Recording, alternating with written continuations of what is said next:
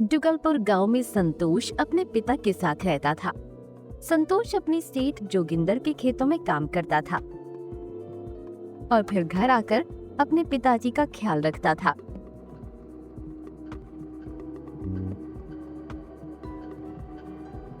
एक दिन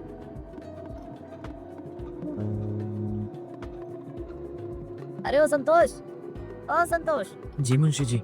अरे इधर आ, देख सेठ जी तुझसे मिलने आए हैं। जी मुंशी जी, अभी आया।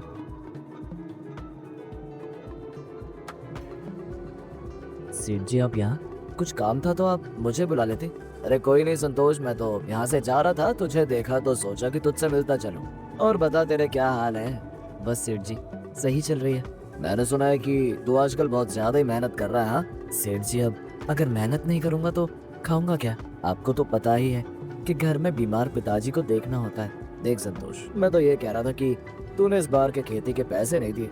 देख भाई, अगर तू पैसे नहीं देगा तो मैं अगले महीने से खेत उस लाखन को दे दूंगा। क्या वही लाखन जो बस दिन भर खाता रहता है?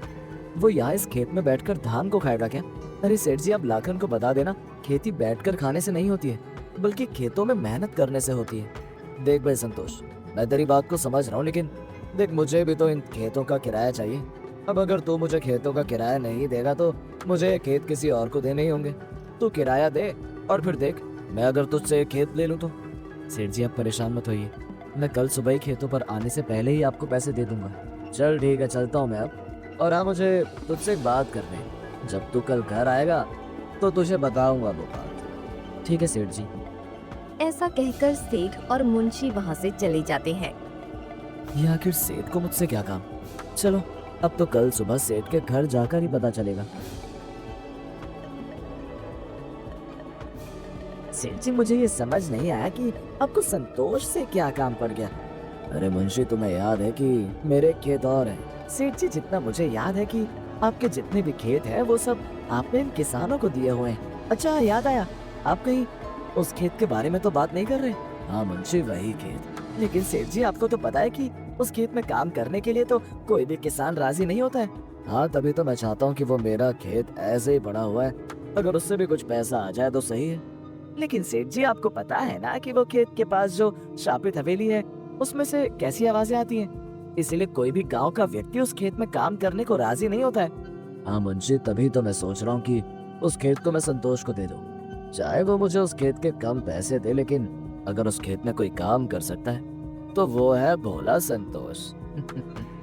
लेकिन सेठ जी, आपको लगता है कि वो संतोष उस खेत में काम करने को राजी हो जाएगा?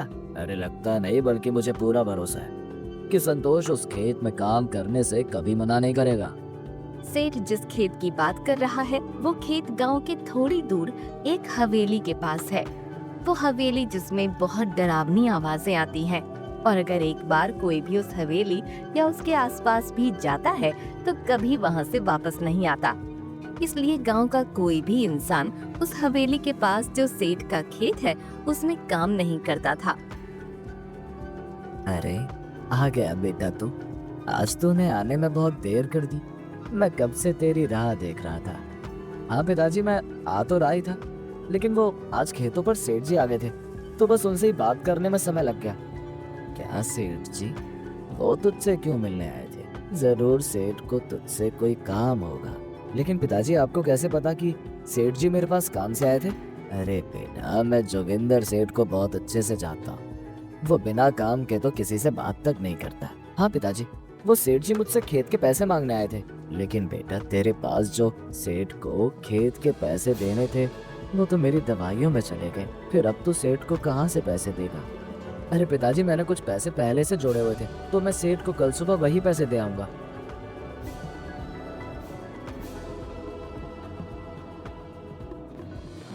अगले ही दिन संतोष खेत पर जाने से पहले सेठ को पैसे देने उसके घर जाता है।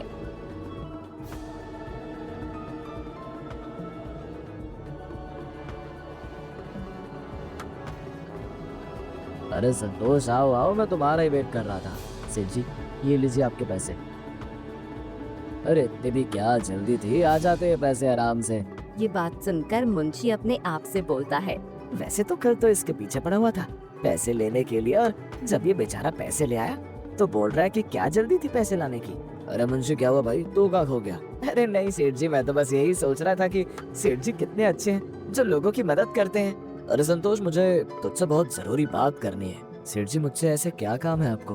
अब करेगा ये सेठ बकरा हलाल। अरे मुंशी कुछ कहा क्या तुमने? नहीं नहीं सेठ जी, मैंने तो कुछ नहीं कहा।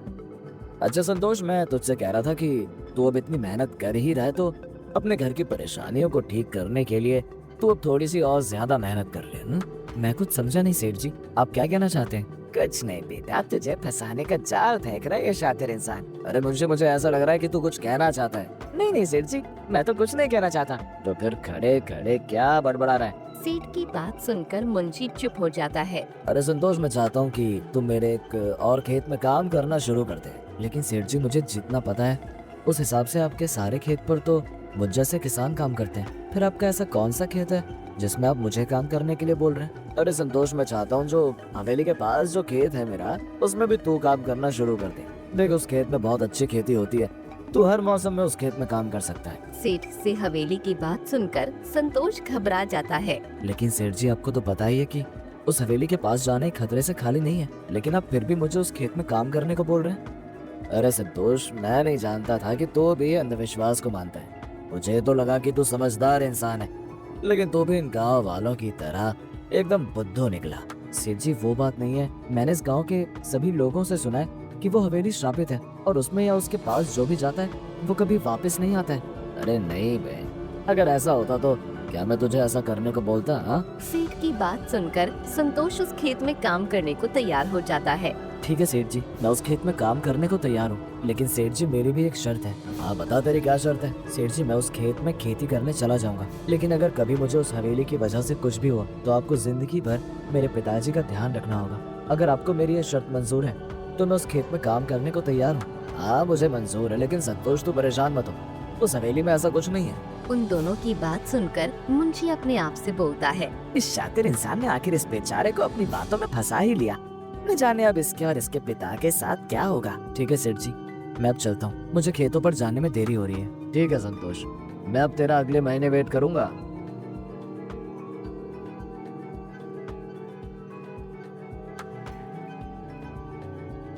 संतोष की हवेली के पास वाले खेतों में काम करने के हाँ करते ही ये बात गांव में फैल जाती है। सभी गांव वाले एक दूसरे से बातें करने लगते हैं।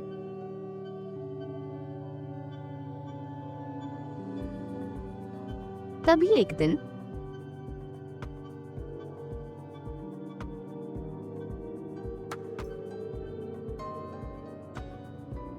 अरे संतोष, मैंने सुना है कि तू अब वो हवेली के पास वाले खेत में काम करेगा। हाँ लाखन भाई, सेठ ने कहा है कि मुझे अगर ज्यादा पैसे कमाने हैं तो मुझे उस खेत में खेती करनी होगी।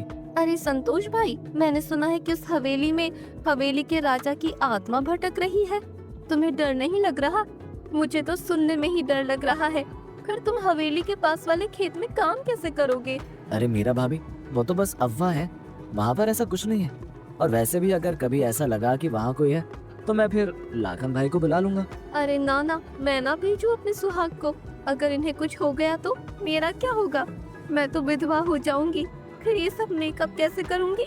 अरे वैसे मैंने सुना है कि उस हवेली में बहुत रहस्यमय चीजें हैं, वहाँ तो फिर सोने जवाहरात भी होंगे। अरे जी, मैंने भी सुना है उस हवेली में वहाँ की रानी के बहुत सारे सोने के जवाहरात हैं। लेकिन अगर कोई भी उस हवेली में गया तो उस राजा की भटकती आत्मा उस इंसान को छोड़ती नहीं है। अरे संतोष, वैसे अगर वो हवेली इतनी मायावी है तो फिर उस हवेली में बहुत सारे खाने के पकवान भी होंगे। हाँ लाखन भाई, हो सकता है कि उसमें अलग अलग तरह की मिठाई और पकवान हो। अरे भाई सच में अगर ऐसा है तो मैं जरूर उस हवेली में जाना चाहूंगा। लाखन की बात सुनकर मीरा बोलती है, अरे नहीं, आप ये जुल्म मत कीजिए मुझ पर। आप मुझे इतनी सी उम्र में विधवा मत बनाइए। अगर मैं विधवा हो गई तो मैं बिल्कुल अच्छी नहीं लगूंगी। बिना मेकअप के तो मैं 1 मिनट भी ना रह सकूं। अरे मीरा भाभी, तुम तो मेकअप करने के बाद भी अच्छी नहीं लगती हो। अरे संतोष भैया, तुमने कुछ कहा? जी नहीं भाभी, मैंने कुछ नहीं कहा। आपको लगता है कि आपके सामने मैं कुछ बोल सकता हूँ? चलिए जी, आप भी न जाने सुबह सुबह अपने समय की खोटी करते रहते हो। संतोष से ये बात सुनकर मीरा चिढ़कर वहाँ से चली जाती है।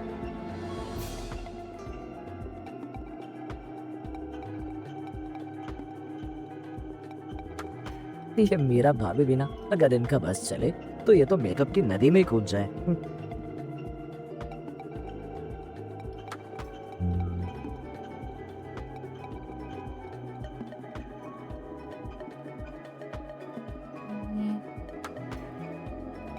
लाखन अपने घर में सो रहा होता है कि तभी सोते सोते उसके पेट में चूहे कूदने लगते हैं और उसकी आंख खुल जाती है। अरे अब तो भूख लग रही है, क्या करूं? मीरा को जगाऊं क्या? अरे कहीं ये मुझ पर चिल्लाए ना। चलो एक बार जगा कर देख लेता हूँ। अगर खाना बना देगी तो ठीक है, नहीं तो फिर मैं भूखा ही सो जाऊंगा। अरे मीरा सुनो ना, मेरे पेट में चूहे कूद रहे हैं, जरा मेरे लिए खाना बना दो, मुझे बहुत तेज भूख लग रही है। क्या है जी, दिन भर तो खाते रहते हो और अब रात को तो चैन से सोने दो। अरे मीरा मुझे बहुत तेज भूख लगी है, थोड़ी देर ही लगेगी, तो मेरे लिए खाना बना दो। देखो मैं सुबह तुम्हारे लिए शहर से मेकअप का सामान लेकर आऊंगा। रहने दो जी, मुझे नहीं चाहिए कुछ भी, आप मुझे सोने दो।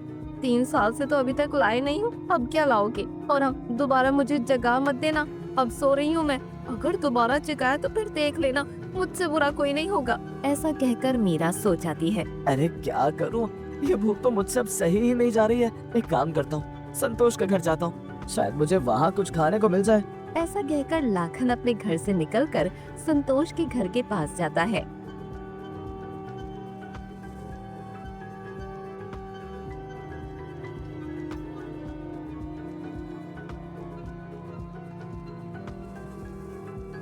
और उसके घर में खिड़की से झांक कर देखता है।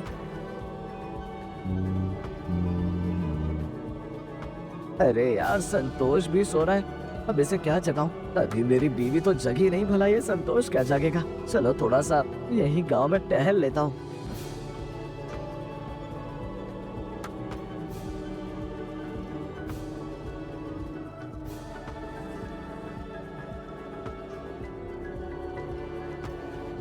लाखन वहीं संतोष के घर के बाहर टहल रहा होता है कि तभी उसे याद आता है कि वो श्रापित हवेली में उसे कुछ खाने को मिल सकता है। अरे हाँ, मैं तो भूल ही गया, वो जो हवेली है शायद मुझे उसमें कुछ खाने को मिल जाए।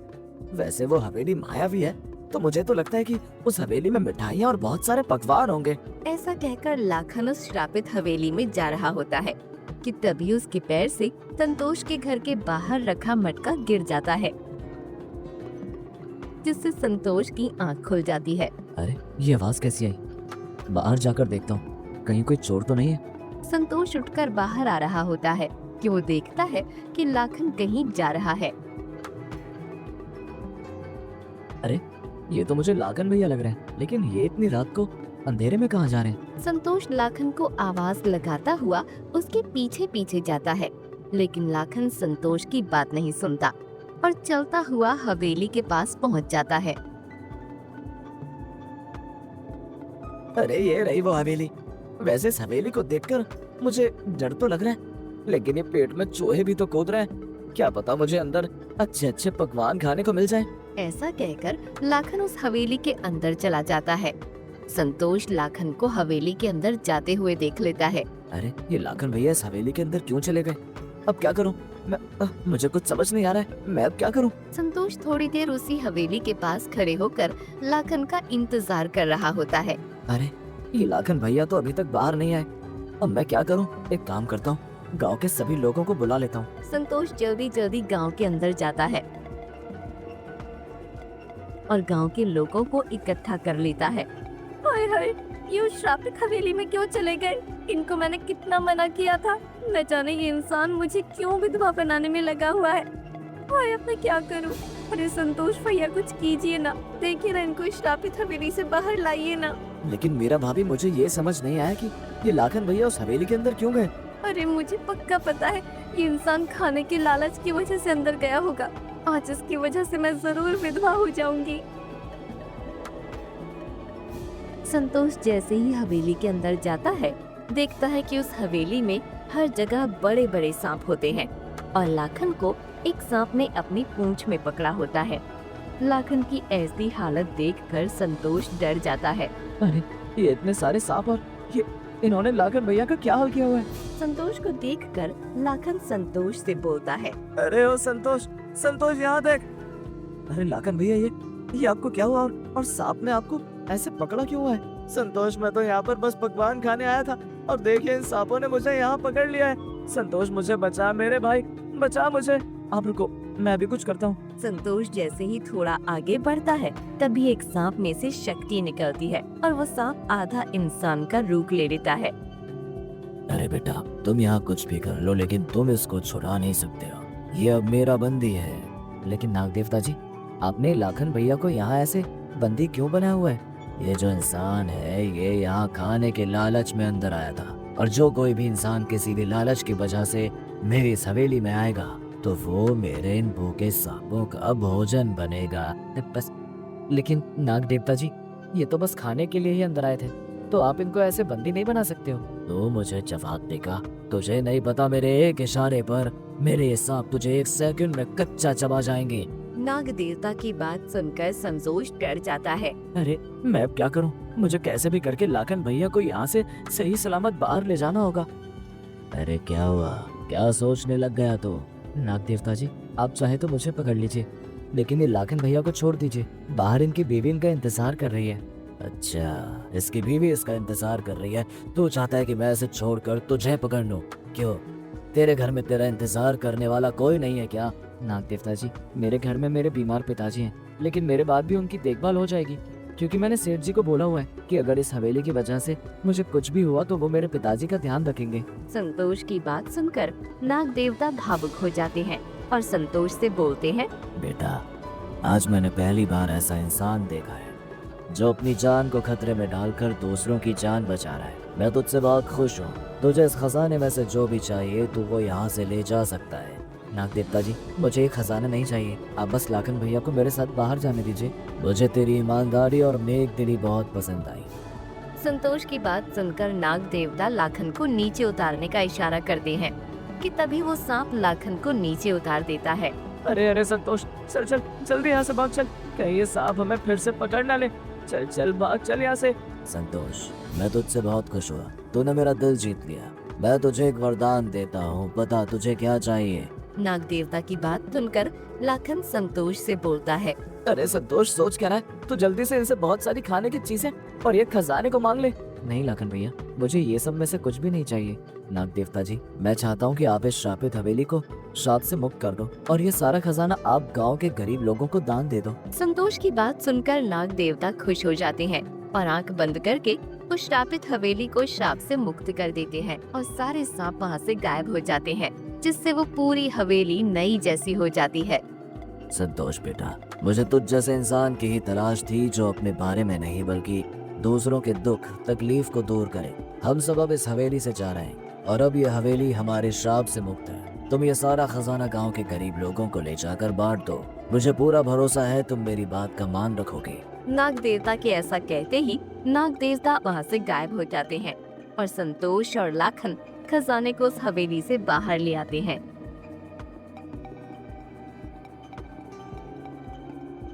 अरे संतोष, ये इतना सारा खजाना और ये हवेली एकदम नई जैसी कैसी हो गई? संतोष सभी गांव वालों को हवेली के अंदर घटित सारी घटना बता देता है कि तभी ये बात सुनकर सेठ संतोष से बोलता है, अरे संतोष, आज तेरी ईमानदारी की वजह से हम गांव वाले इस श्रापित हवेली से मुक्त हो गए। मैं सुबह ही ये सारा खजाना गांव के गरीब लोगों में बंटवा दूंगा। कि तभी मीरा लाखन से बोलती है, अरे जी, आप बच गए। आपको अंदर जाने के लिए किसने कहा था?